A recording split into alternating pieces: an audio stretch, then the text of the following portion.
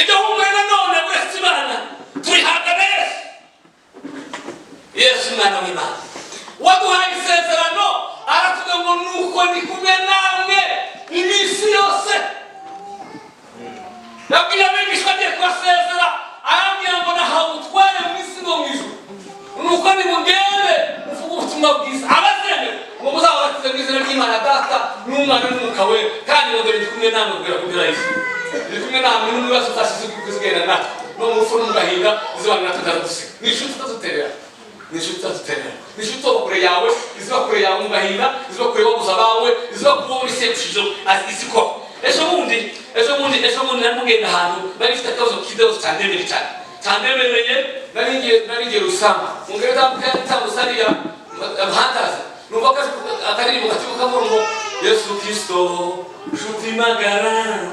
ni wewe nyine wakuye mu ndazigamya imbaraga zize nyagiriye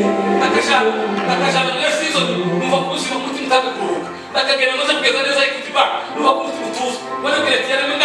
narus ngo yongera kandi handi sataza ngo nigisubizo na rusanga Imana yasubiza mu butumwa bw'Umwuka ni inshuti nziza ziterana tukareke Yesu uzoreka ibintu zose ariko ntukareke Yesu uzoreka ibintu zose ndabonyeje kandi ijambo Imana rigushi uzoreka ibintu zose ariko ntukareke Yesu kuko Yesu ni inshuti nziza itazaguterana habe no muzaba namwe muzoshaka zashuka abantu bagusika abantu bakakwitaza abantu bakakwe ariko Yesu ndiwe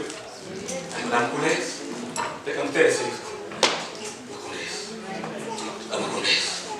Yesu Kristo nshuti magara ni wewe wakuye